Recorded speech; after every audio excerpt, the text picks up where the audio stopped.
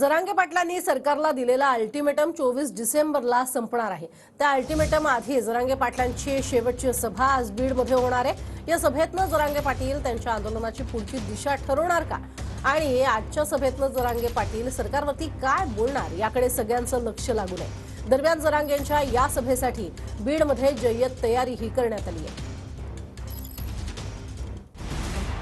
जरांगे पाटलांच्या सभेची जय्यत तयारी सुरू आहे। 100 एकरवर सभा आहे, 30 एकर जागेवर पार्किंगची व्यवस्था, 200 जेसीबीतून जरांगे पाटलांवर पुष्पवृष्टी होणार आहे। मोठ्या प्रमाणावर पोलिसांचा बंदोबस्त, 1800 पोलीस कर्मचारी तैनात करण्यात येणार।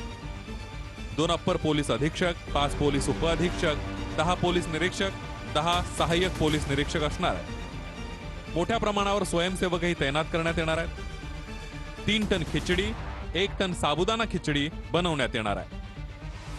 4 लाख पाणी बॉटल, 50 स्वच्छतागृह, 10 रुग्णवाहिकांची सुद्धा व्यवस्था करण्यात येणार आहे।